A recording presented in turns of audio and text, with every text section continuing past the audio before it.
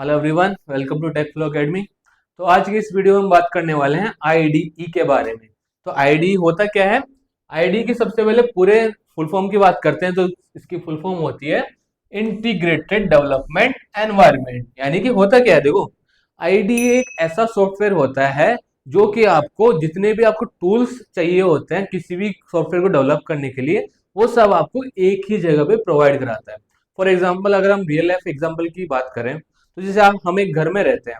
अब घर में रहते हैं, इसका मतलब क्या है? हमें जीने के लिए या फिर जो भी फैसिलिटीज चाहिए वो सब है, सब हमें एक ही जगह पे अवेलेबल हो जाती है। जैसे हमें सोना है तो हमें घर में बेडरूम होता है, वॉशरूम जाना है तो घर में टॉयलेट्स होते हैं, खाना बनाना है तो घर में किचन होता है। यानी कि जो भी चीजें हमें जरूरत है वो सारी हमें एक ही जगह पे हमारे घर पे मिल जाती है। ऐसा तो नहीं होता कि आप खाना बनाने के लिए पड़ोसी के घर जा रहे हो, आप सोने के लिए किसी और तीसरे घर जा रहे हो, ठीक है, वॉशरूम के लिए किसी और जगह जा रहे हो। ऐसा नहीं होता। क्लियर है? अगर मान लो ऐसा होता तो क्या होता? आपको बहुत ज्यादा टाइम खराब होता कि, और बहुत ही ज्यादा आपको ऑकवर्ड भी हो जाता बेसिकली।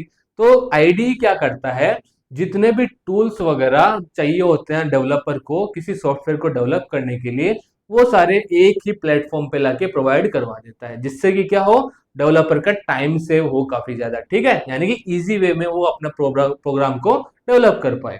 तो आईडी की फुल फॉर्म की बात करें, इंटीग्रेटेड डेवलपमेंट एनवायरनमेंट। यानी कि डेवलपमेंट का मतलब क्या है? सॉफ्टवेयर बनाने का काम, कोडिंग की बात हो रही है बेसिकली।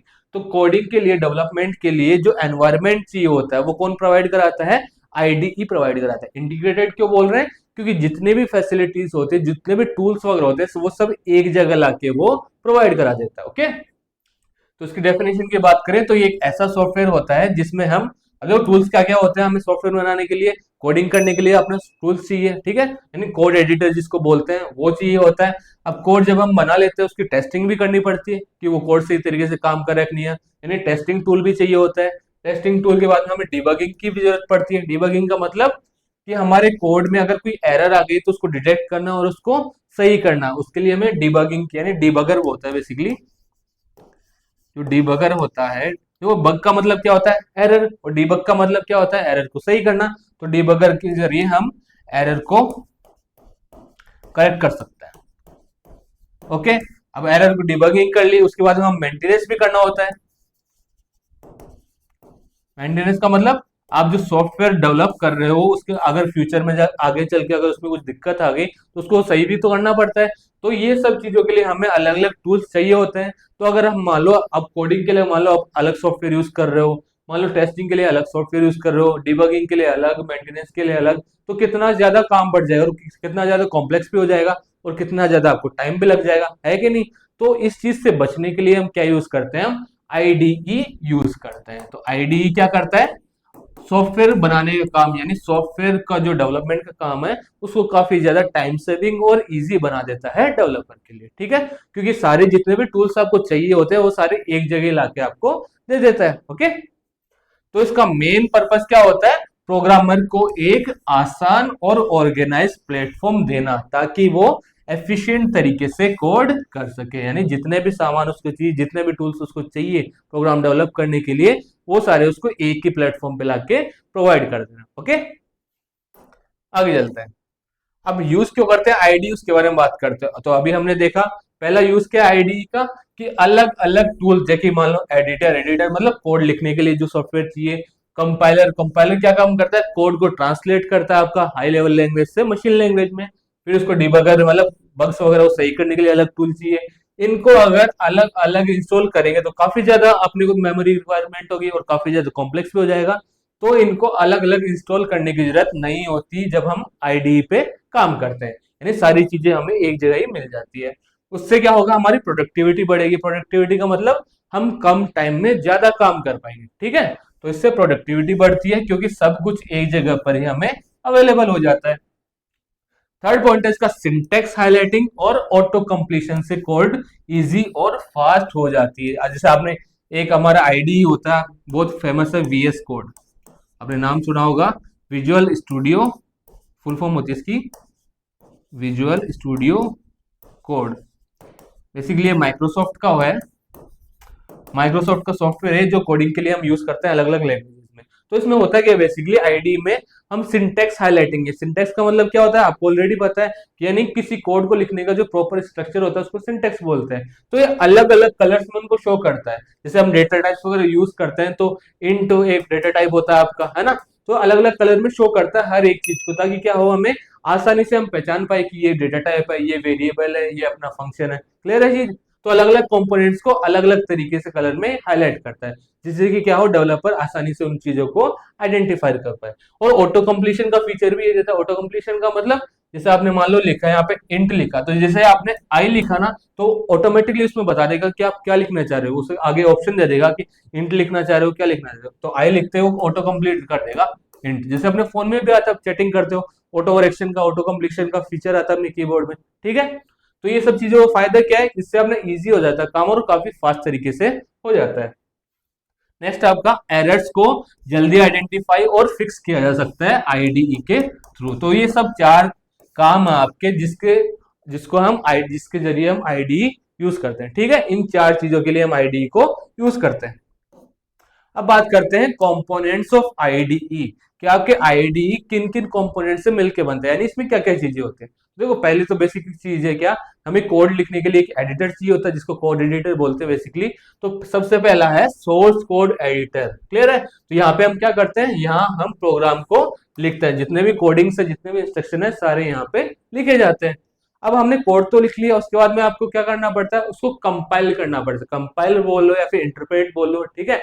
तो कंपाइलर और इंटरप्रेटर का मतलब क्या है कि आपके मशीन कोड में इसको कन्वर्ट करना, क्योंकि प्रोग्राम आपका जो सीपीयू है, आपका जो सिस्टम है, उसको आपकी कोडिंग समझ में नहीं आती है। उसको क्या समझ में आती है, ओनली बाइनरी लैंग्वेज समझ में आती है। तो आपके जो कोड लिखा है वो तो आप हाई लेवल लैंग्वेज में लिखते हो। क्लियर। तो हाई लेवल लैंग्वेज को बाइनरी में कन्वर्ट करने के लिए हमें कंपाइलर या फिर इंटरप्रेटर की जरूरत पड़ती है। अपने सेपरेट वीडियो में डिस्कस कर चुके हैं ट्रांसलेटर वाले में। ओके। तो जो कोड को मशीन लैंग्वेज में कन्वर्ट करते हैं। ओके।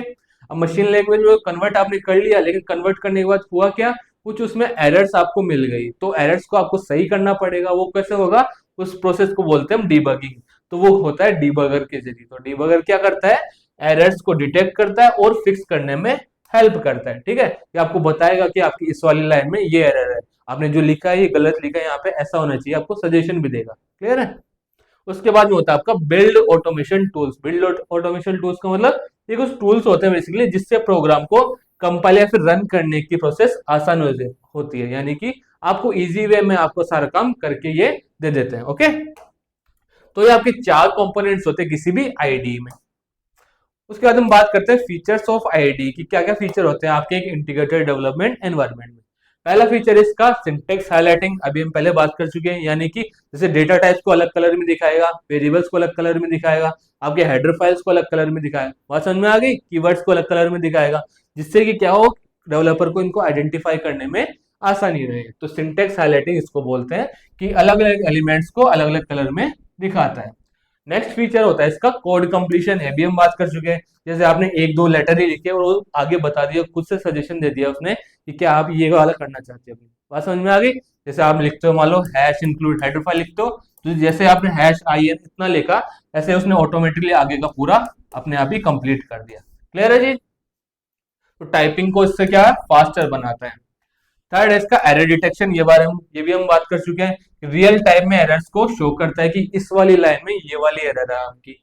उसके बाद में कोड नेविगेशन, इसका मतलब क्या है, फंक्शंस और फाइल्स को इजीली एक्सेस करना, कि जब भी हम बात करते हैं किसी प्रोग्राम में तो उसमें हम मल्टीपल फंक्शंस भी यूज करते हैं, मल्टीपल फाइल्स वगैरह भी यूज करते हैं जिनमें आपका डेटा शो होता है, तो उनको एक्सेस करना काफी इजी हो जाता है आईडी के थ्रू। नेक्स्ट आपका फीचर इंटीग्रेशन। इंटीग्रेशन का मतलब जितने भी एक्सटर्नल टूल्स आपके एक्स्ट्रा टूल्स हैं, जैसे मान लो डेटाबेस है, डेटाबेस क्या करता है, आपका डेटा को स्टोर करने का काम करता है। टर्मिनल्स है, टर्मिनल्स के जरिए आप क्या करते हो, किसी भी प्रोग्राम में कोई कमांड्स वगैरह रन करते हो। गिट है, गिट हब के जरिए ये सारी चीजें आदि से इंटीग्रेटेड होता है, यानी कि हम इसमें एक्सटर्नल टूल्स। गिट क्या होता है बेसिकली, गिट हब आपने नाम सुना होगा, सबने सुना है गिट नाम, गिट हब नाम। गिटहब बेसिकली क्या है, एक ऐसा प्लेटफॉर्म है, जनरली डेवलपर्स का प्लेटफॉर्म है, जिसमें हम मल्टीपल कोडर्स क्या करते हैं, जुड़े होते हैं आपस में, और सब अपने कोड को आपस में शेयर करते हैं। क्लियर, ताकि सब अपना यूज कर पाए कोड वगैरह। तो ये सारे एक्सटर्नल फीचर्स भी इसमें अवेलेबल होते हैं। ओके। उसके बाद में अब एग्जाम्पल की बात करते हैं कि कौन कौन से आईडी आज के टाइम पे हम यूज करते हैं। तो आप सबसे फेमस सुना होगा अगर सी, देखो अलग अलग लैंग्वेज के लिए हम अलग अलग आईडी बेसिकली यूज करते हैं। कुछ आईडी ऐसे भी होते हैं जिनमें हम सारी लैंग्वेजेस को यूज कर सकते हैं। ओके, जैसे अगर हम बात करें सी और सी प्लस प्लस के लिए, तो कोड ब्लॉक्स नाम का एक आईडी बेसिकली क्या सॉफ्टवेयर के नाम है जो अपने कोडिंग के लिए यूज करते हैं। टर्बो सी प्लस प्लस, ये तो भाई साहब सब ने ही सुना होगा, टर्बो सी प्लस प्लस और डेव सी प्लस प्लस। ये बेसिकली आपके जब कॉलेजेस वगैरह में आप कोडिंग करते थे ना, तब जनरली सबसे ज्यादा यही यूज किए जाते थे, क्योंकि ये क्या होता है बेसिकली लाइट सॉफ्टवेयर है बहुत ज्यादा, कि सबसे जो बेसिक सिस्टम है ना छोटे से छोटे स्पेसिफिकेशन का भी, उसमें कम रैम में भी ये काम कर जाते हैं। छोटे सॉफ्टवेयर होते हैं बेसिकली, इन प्रोफेशनल के लिए इनको यूज नहीं किया जाता, इनका यूज ज्यादातर हम टीचिंग के लिए यूज करते हैं, इसीलिए स्कूल कॉलेजेस वगैरह में इन सॉफ्टवेयर का ज्यादा यूज किया जाता है। ठीक है, तो ये कुछ सॉफ्टवेयर से ये आईडी के एग्जाम्पल आपको ध्यान रखना है। जैसे आपको एग्जाम्पल में पूछ लेगा कि बताओ इनमें से कौन सा एक आईडी का एग्जाम्पल है। ओके, तो आपको पता होना चाहिए कौन सा आईडी है कौन सा नहीं है। जावा के लिए हम यूज करते हैं इक्लिप्स, आता है फेमस सबसे ज्यादा है, जावा के लिए यूज किया जाता है, और इंटेलिजे आईडिया भी यूज किया जाता है। पाइथन के लिए यूज करते हैं हम पाइचार्म, ये सबसे ज्यादा यूज किया जाता है, फेमस है। और वीएस कोड, अब देखो वीएस कोड एक ऐसा सॉफ्टवेयर है, अभी हमने बताया था पहले भी, वीएस कोड की फुल फॉर्म क्या है, विजुअल स्टूडियो कोड। ये एक ऐसा आईडी है जो डेवलप किसने किया, माइक्रोसॉफ्ट का सॉफ्टवेयर है। और इसमें हम अब ऐसा नहीं कि एक ही लैंग्वेज के लिए, इसमें हम सारी लैंग्वेजेस रन कर सकते हैं, बस आपको अपना कंपाइलर डाउनलोड करना पड़ता है। जैसे सी प्लस प्लस के लिए अलग कंपाइलर हो गया, जावा के लिए अलग हो गया, पाइथन के लिए अलग हो गया, यानी कि इसमें हम कंपाइलर के अकॉर्डिंग सारी लैंग्वेजेस को रन करवा सकते हैं। ओके, यानी सी प्लस प्लस भी रन कर सकते हो वीएस कोड में, जावा भी कर सकते हो, पाइथन भी कर सकते हो, सब कर सकते हो। यानी प्रोफेशनली जनरली यूज किया जाता है वीएस कोड आज के टाइम पे, जो कंपनीज वगैरह होती है वीएस कोड काफी यूज करती है। वेब डेवलपमेंट की बात करूं उसके लिए हम विजुअल स्टूडियो कोड, ये तो VS Code Visual Studio Code ये सब एक ही चीज है, यानी वीएस कोड अपना सब में यूज किया जाता है आज के टाइम पे। सबलाइम टेक्स्ट हो गया, ठीक है, लाइट आईडी होता है, लाइट का मतलब ये छोटा सॉफ्टवेयर होता है, हल्का होता है, हल्का मतलब वजन में हल्का नहीं होता, छोटी साइज का सॉफ्टवेयर होता है, बेसिकली छोटे प्रोग्राम्स के लिए इसको यूज किया जाता है। फिर हम मल्टी लैंग्वेज सपोर्ट करते हैं, अभी हम बात कर चुके हैं कि हम खूब सारी लैंग्वेज, अलग अलग प्रोग्रामिंग लैंग्वेज को एक ही सॉफ्टवेयर में रन कर सकते हैं। जैसे वीएस कोड हो गया, एटम हो गया, नेटबीन्स हो गया, ये कुछ ऐसे आईडी हैं जिनमें हम सारी लैंग्वेजेस को रन करवा सकते हैं। ओके, अब बात करते हैं इनके एडवांटेज और डिसएडवांटेज की, कि क्या फायदे होते हैं आईडी को यूज करने के, क्या नुकसान होते हैं उनके बारे में। तो देखो अभी तक तो आपको समझ में आ ही गया होगा, जितना भी हमने डिस्कस किया वो आप खुद से बता सकते हो क्या फायदे हैं क्या नुकसान है। पहला एडवांटेज इसका कि कोड क्या होता है, फास्ट होता है ड्यू टू ऑटो कंप्लीशन, इसमें ऑटो कंप्लीशन का फीचर होता है जिससे हम फास्टर टाइपिंग कर सकते हैं। उसके बाद में डिसएडवांटेज की बात करूं तो ये क्या होता है, हैवी सॉफ्टवेयर होता है, जिससे कि क्या होता है हमें रैम और सीपीयू ज्यादा यूज करना पड़ता है। क्योंकि देखो जाहिर सी बात है, ये सॉफ्टवेयर क्या कर रहा है, आपको खूब सारी फैसिलिटीज एक जगह लाके प्रोवाइड करवा रहा है, तो बेसिकली क्या है ज्यादा रैम को यूज करेगा, क्योंकि इसकी साइज भी क्या होती है ज्यादा होगी। तो ये एक डिसएडवांटेज आप इसको बोल सकते हो कि इसमें रैम और सीपीयू यूजेज ज्यादा होता है, और होना भी चाहिए क्योंकि इतनी सारी फैसिलिटीज वो यूज दे रहा है आपको एक जगह लाके, तो इस बेसिक सी बात है कि रैम और सीपीयू वो ज्यादा यूज करेगा। तो ये अगर हमारे पास लो एंड पीसी होते हैं, मान लो जिसमें रैम वगैरह सीपीयू काफी हल्के हैं, काफी कम है, तो उनमें ये बेसिकली रन ठीक से नहीं करते, इनके लिए थोड़ा हाई एंड सीपीयू वगैरह होना जरूरी होता है। दूसरी बात करूं, एरर्स जल्दी डिटेक्ट हो जाते हैं, क्यों, क्योंकि इनमें डिबगर ऑलरेडी इंस्टॉल होता है जो क्या बताएगा, एरर्स को डिटेक्ट और करेक्ट करने का काम करेगा। लेकिन दूसरा डिसएडवांटेज क्या होगा, बिगिनर्स को कॉम्प्लेक्स लग सकता है, अगर आप नए नए हो कोई प्रोग्रामिंग सीख रहे हो तो इनमें आपको थोड़ा सा सीखने में दिक्कत इनको आ सकती है। क्लियर, क्योंकि उनमें तो काफी सारे फीचर्स होते हैं जिनको समझने में थोड़ा टाइम लग सकता है, लेकिन काफी यूजफुल फीचर होते हैं सारे के सारे। फिर थर्ड एडवांटेज इसका, मल्टीपल टूल्स एक जगह अवेलेबल होते हैं, सही बात है एकदम। और कुछ डेवलप इसका डिसएडवांटेज क्या हो गया, कुछ डेवलपर्स को कस्टमाइजेशन में लिमिटेशन लग सकते हैं, यानी कि कुछ डेवलपर ऐसे मतलब डेवलपर की नीड है, मान लो कि मुझे इसमें कस्टमाइज ये वाली चीज चाहिए, तो ऐसा हर बार पॉसिबल नहीं हो पाता कभी कभी, कि यूजर या फिर डेवलपर जो चाहे वो हमेशा इसमें पॉसिबल नहीं हो सकता, यानी कि लिमिट तक ही हम इसमें कस्टमाइजेशन कर सकते हैं, तो बेसिकली ये डिसएडवांटेज के अंदर आ गया। अगला एडवांटेज इसका, प्रोडक्टिविटी और एफिशिएंसी बढ़ती है, जाहिर सी बात है यहाँ पे टाइम सेविंग हो रही है ना आपकी, टाइम तो बच ही रहा है क्योंकि क्या कर रहा है, कोड को ऑटो कंप्लीट भी कर देता है, जिससे कि टाइपिंग फास्ट हो जाती है, सारे टूल्स भी एक जगह मिल जाते हैं, जिससे कि अपने आसानी रहती है कोड को रन करने में, जिससे कि एफिशिएंसी बढ़ जाती है और अपना प्रोडक्टिविटी बढ़ती है। ओके, डिसएडवांटेज की बात करें तो एडवांस फीचर सीखने में टाइम लग सकता है, यही बात, क्योंकि फीचर्स तो इसमें बहुत सारे हैं, तो उनको सीखने में भी तो टाइम लगेगा, नहीं लगेगा? ऐसा ना एक बार में आप चलाते ही सीख जाओगे। तो ये वाला सॉफ्टवेयर, ये वाला जो डिसएडवांटेज था, ये बिगिनर को कॉम्प्लेक्स लग सकता है, ये वाला पॉइंट यहाँ पे डिस्क्राइब किया हुआ है। ओके, फिर लास्ट इसमें एडवांटेज है, डीबगिंग और टेस्टिंग इजी हो जाती है क्योंकि सारे टूल्स यहाँ पे एक जगह मिलेंगे आपको।